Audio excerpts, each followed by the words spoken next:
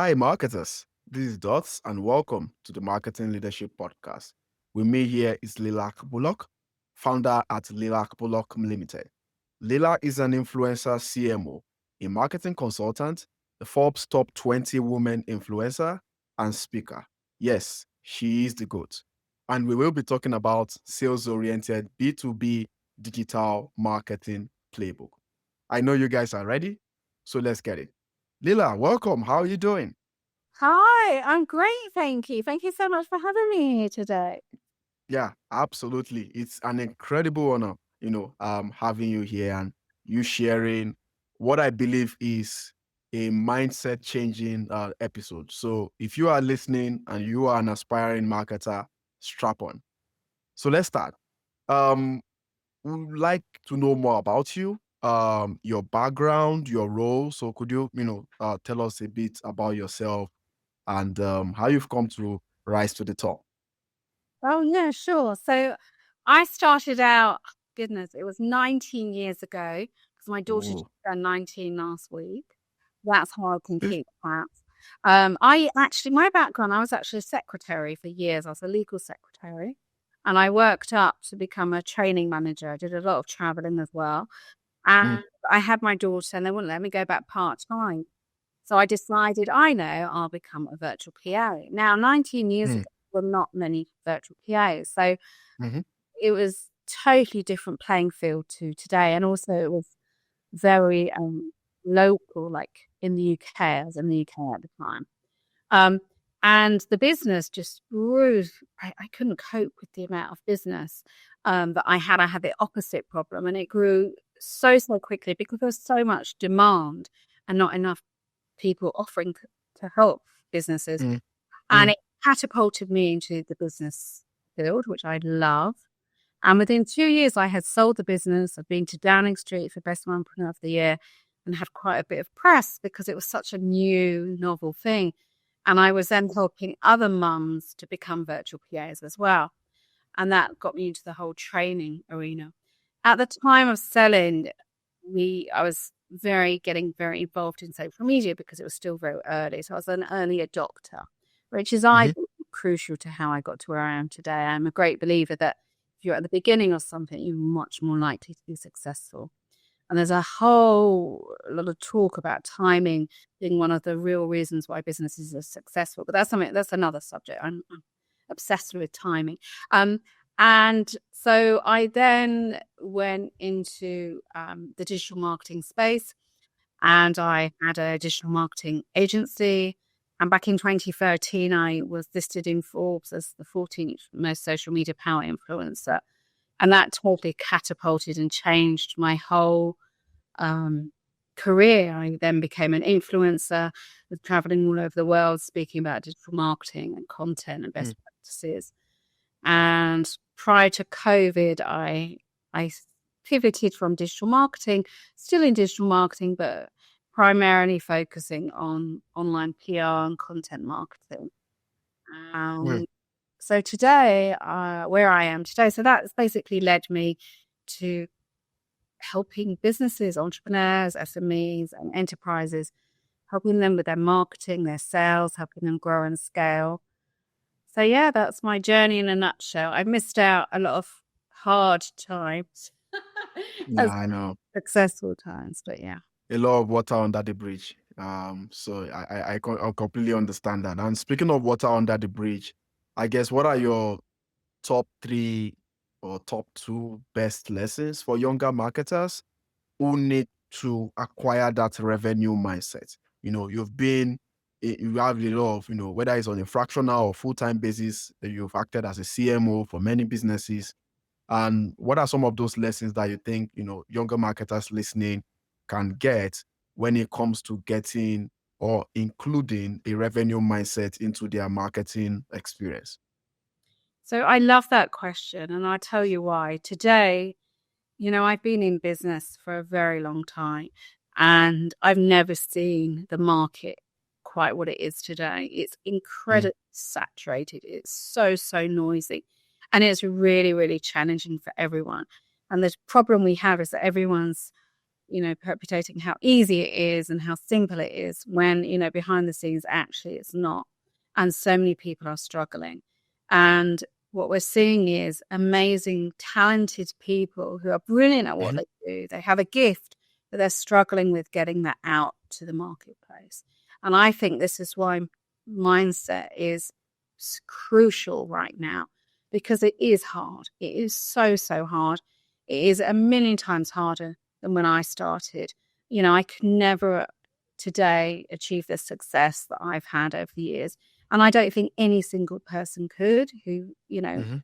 who are influencers and things like that, because it's just so competitive. But I think mindset is really, really, really important to have a strong mindset, to be able to cope when things don't go your way, which they inevitably won't, to be able to have a really strong work hard ethic and do huge, huge, massive action. What Yeah. worked a year, 2, 3 years ago doesn't necessarily work today, or it just means you have to do more of it. That's what we're having to do. Yeah. When people say, oh, it doesn't work, I then question, well, what did you do? How much did you do? And it never is enough. And I think it's having that mindset to constantly do more and more of the right things, and to be able to dust yourself off. It is really tough out there, and I Mhm. don't want to disillusion anyone, but I think it's about Yeah. honest expectation for yourself and celebrating the small ones and giving yourself a chance to succeed. I think that's Mm. really, really important.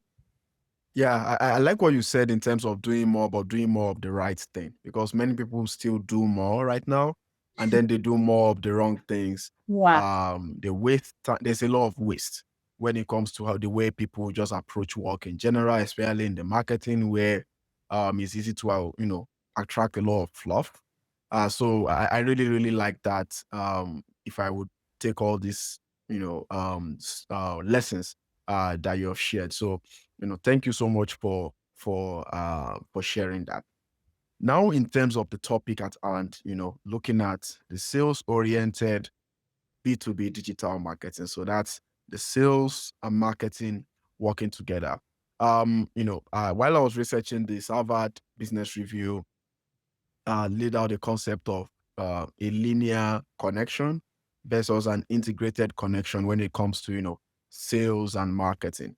And my question to you is this: um, what could you tell us what happened, or what has been happening until now, where we have marketers just preferring to stay in their lane, or getting stuck in their lane, and how has that become a disadvantage for companies over the years, and how did they come to this realization that there needs to be not just marketing staying in their lanes, but marketing working as part of a commercial team, that involves sales and some of the other departments out there? Do you have an idea of what that history may have looked like, maybe through your experiences, and maybe shed a little bit of light on why we need sales and marketing to work together today?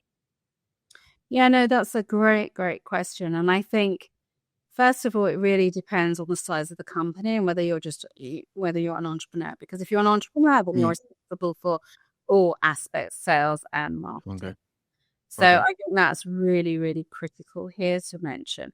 And it's only when you go to large companies like enterprise companies that you have sales and marketing as separate departments, if you want to call it that way, or divisions, or Mhm. however you want to do it.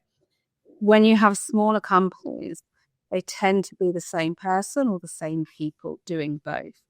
Um, and I think the challenge is with the larger companies is Mm. that they don't always talk to one another. So there's a real lack of communication, and there's a lot of people in the team, which slows the decision process down. And sales and marketing is about doing things quickly and getting things out rather than too much planning. So I think Yeah. that each one has different challenges.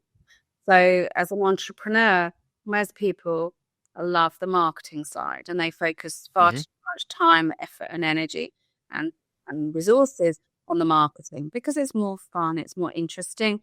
and is something that people are naturally find easier. Sales is really tough. And this is why we're in a position right now in 2023 where so many entrepreneurs, small businesses, and even brands are struggling because most people don't like selling or don't want to be sold to. And that's where the lines get very, very blurred. But the problem is that most people spend more time marketing and not enough time selling. And then there's a lack of communication between the two. Interesting. So basically, with each party working on each of their differences and using some way complementing each other, I think is one good takeaway that I took from there. And Okay. is that what? Yeah, go ahead if you've got an idea Yeah, with it's that. not. Yeah, sorry to interrupt you. Yeah, it's not just about complementing because you can't succeed without sales. And people are obsessed with marketing. And, marketing worked years ago and it was great.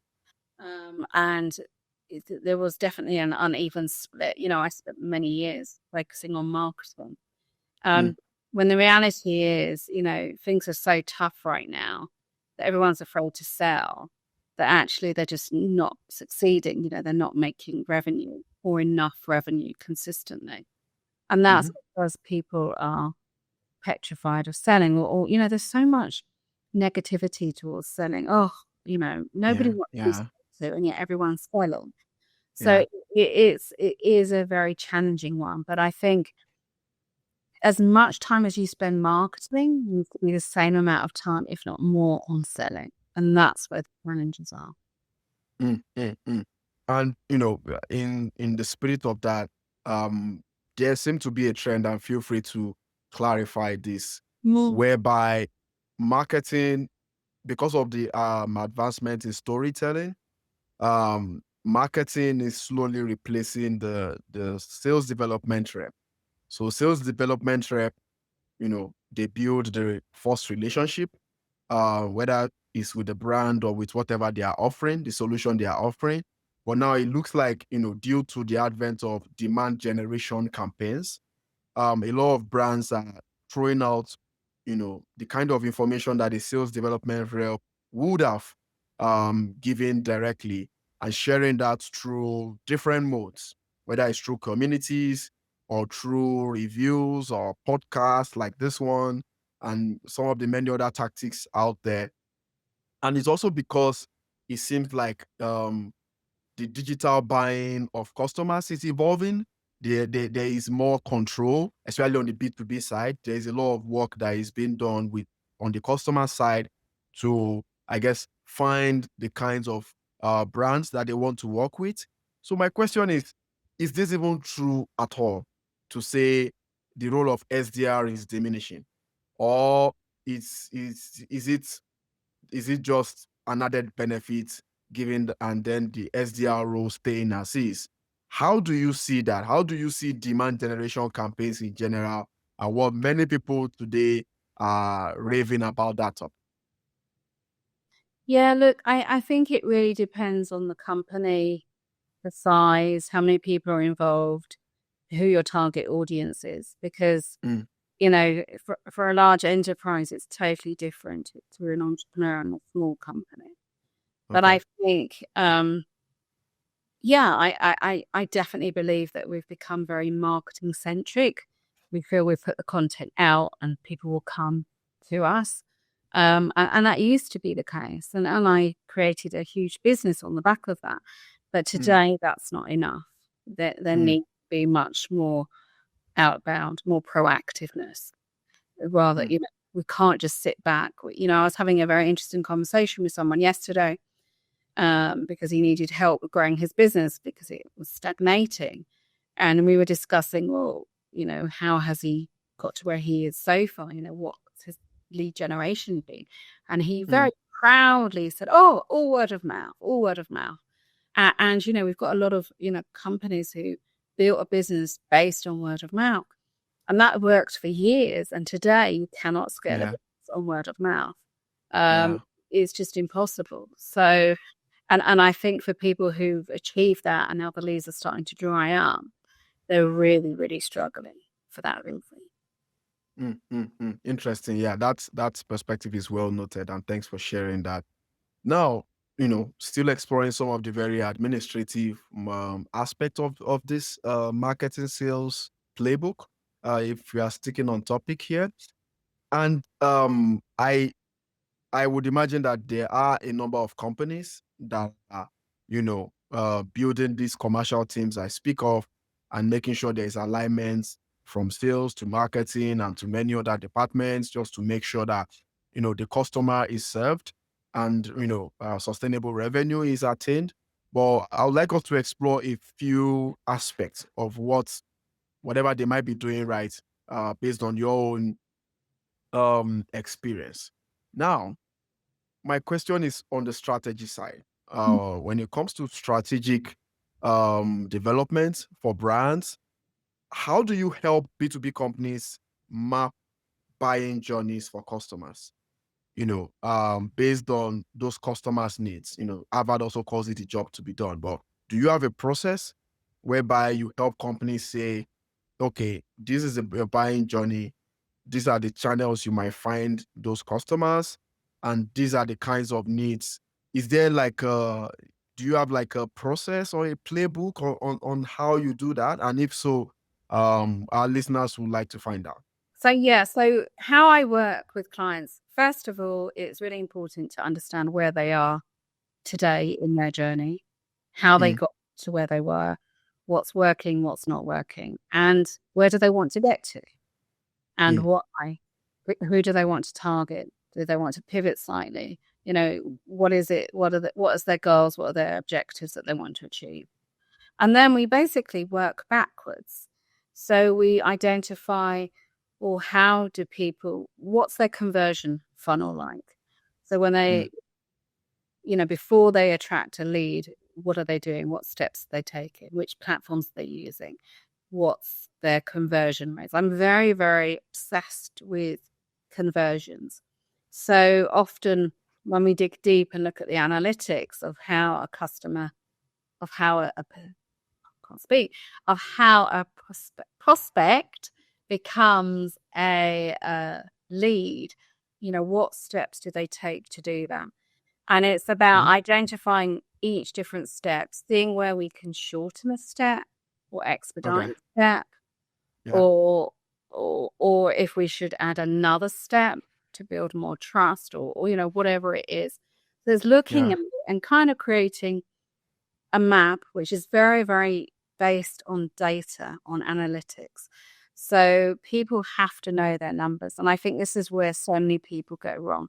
They don't know their numbers enough. Um, and it's so, so important to know your numbers and to understand as much as possible about your target audience. Because the more you understand it, I mean, the whole saying, knowledge is power is so, so true. Hmm.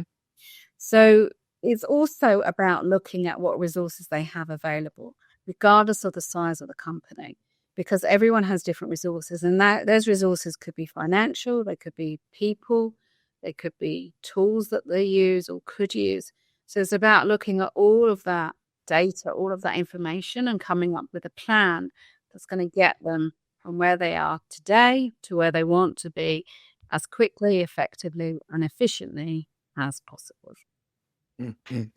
Yeah, yeah. I like the importance of, conducting market research, looking at your analytics, looking at qualitative data as well, using tools like, for example, Spactoro that shows um, where people are regarding a specific need or a specific topic, and the dynamism with audiences these days. So, that is really, really Yeah. great. And most companies or even individuals, the problem is that they don't know how to find that data. They don't Mm, know. So often people know where they want to be. They have some vague idea of how they've already got clients. And if they're new, then obviously it's a whole different process. And it's about finding that data and creating systems and processes so that they can scale. because I think people, the whole customer journey changes the bigger you get as well, the more people you have in place.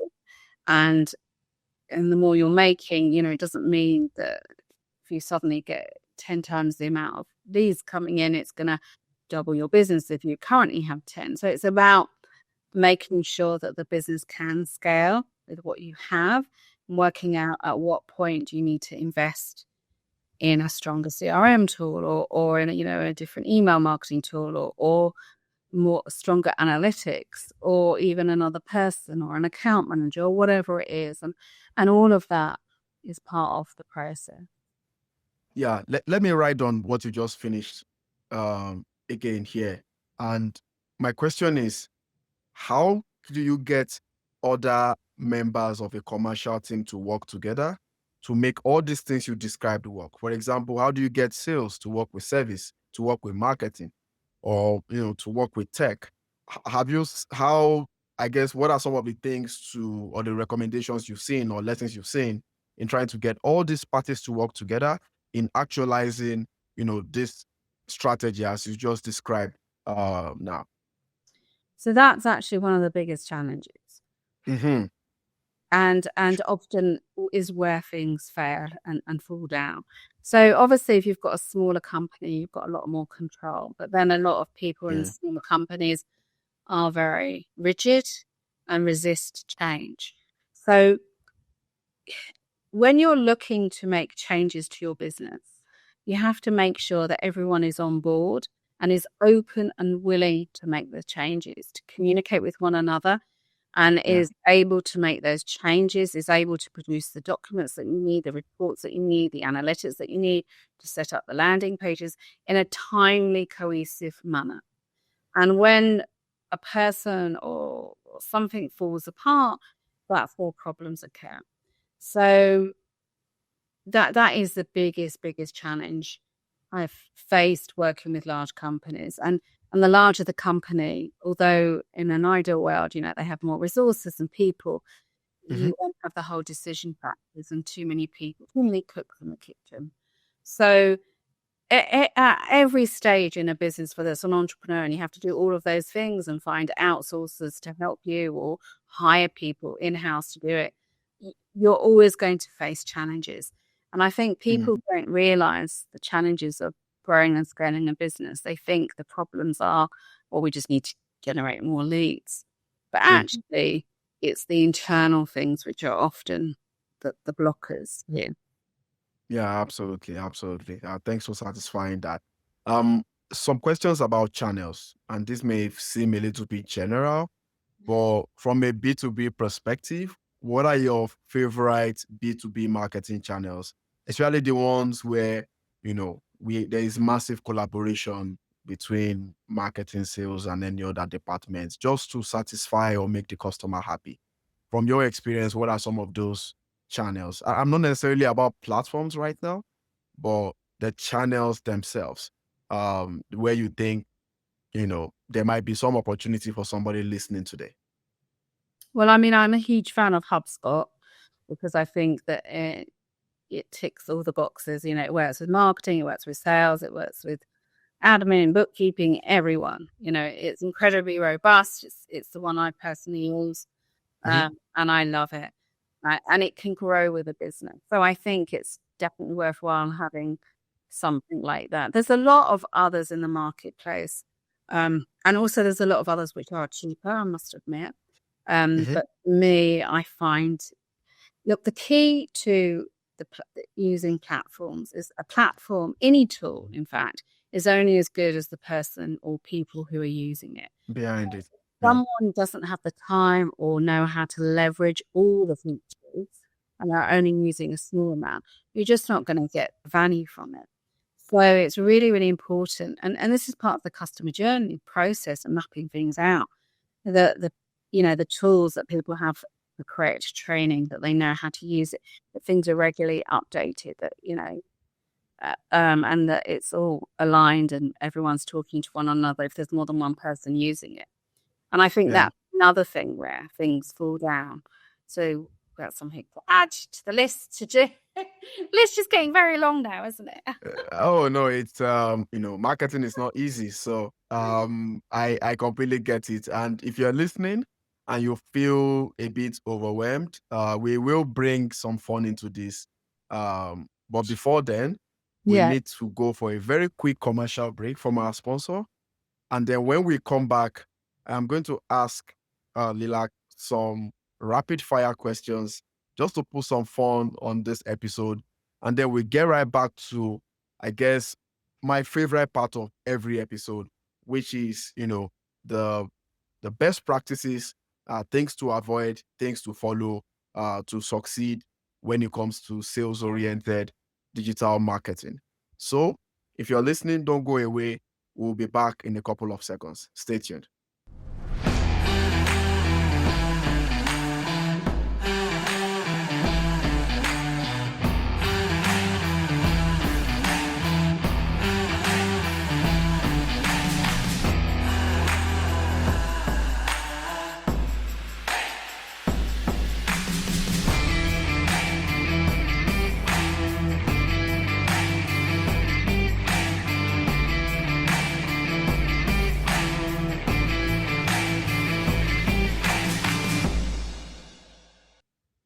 It's the Marketing Leadership Podcast with Dots. I'm here with Lilach Bullock, and we are exploring sales-oriented B2B digital marketing and how that works and why that should be your guiding principle going forward. But before then, a little bit of fun.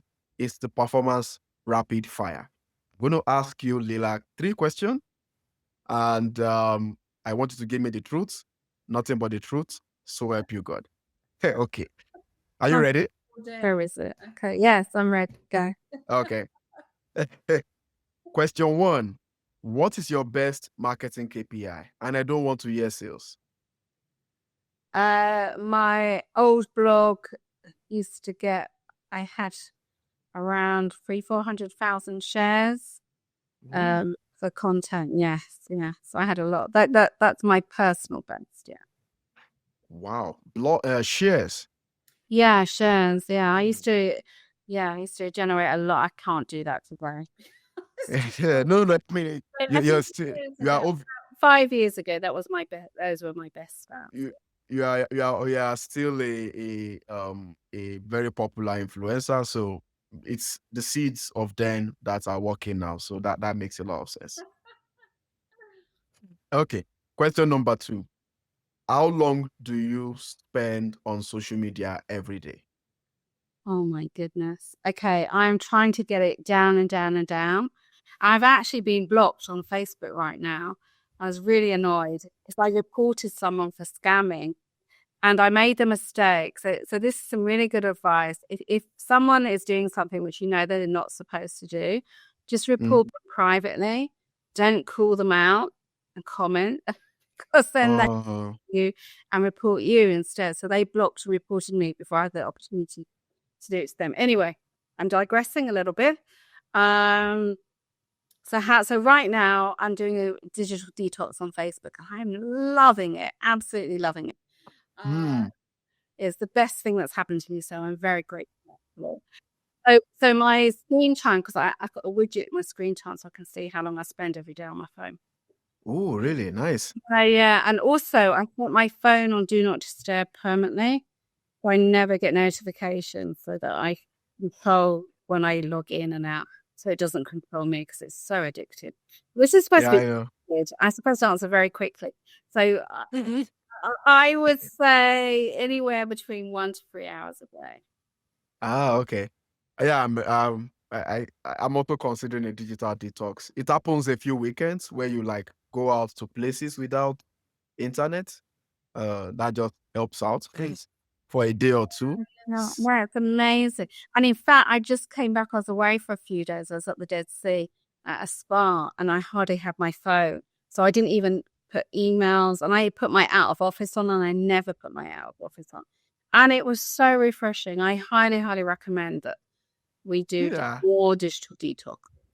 Yeah, please do. And also, if you have a very powerful phone, there is a grayscale mode that helps at night. it reduces your propensity to stay longer before you sleep. That I've been using for some months now. So that's good.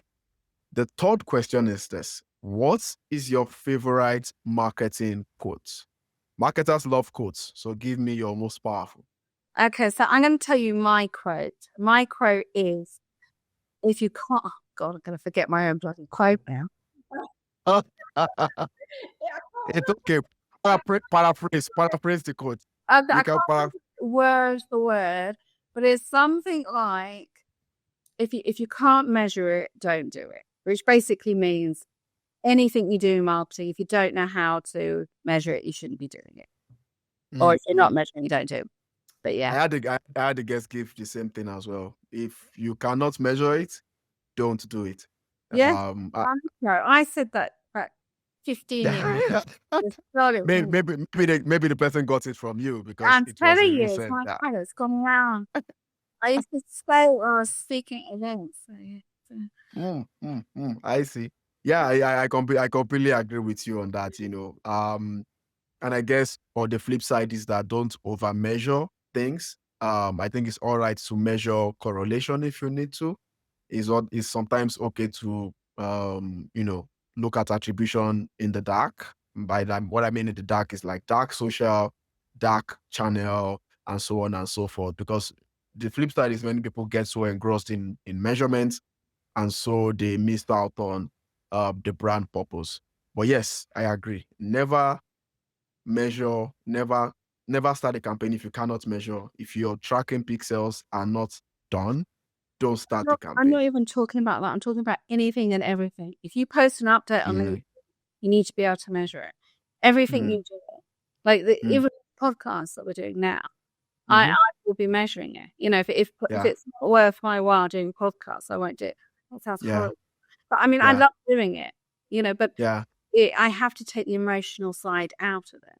Like, for example, Mhm, a lot of people will speak for free because they chase mm, their egos, because they mm, love doing it, but they get mm, very little back often, and you mm. have to question the ROI because it's not just speaking on stage, it's the preparation, it's the traveling, it's what's with there. It can be a week of time with not getting paid, which is mental. You wouldn't work for free for a week for something else. So, you know, Exactly. it's about every activity that you do, even on social media, Mm, an hour a day scrolling, mhm, put an ROI to all your time.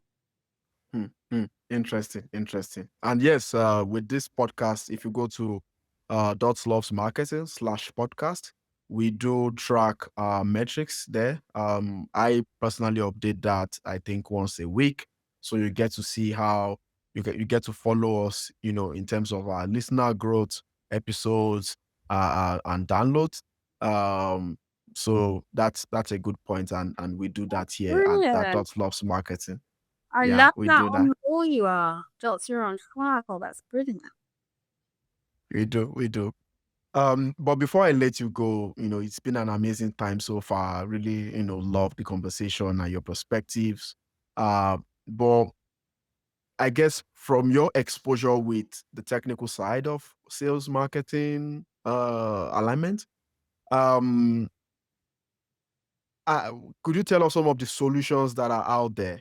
A good example is, lead scoring or email automation or whatever it is, um, or even in the analytics space. What are some of the most interesting technological automations that you've seen that is able to help, sales, marketing, and maybe service to work together as a very cohesive force to drive customer success and at the end of the day, drive commercial value?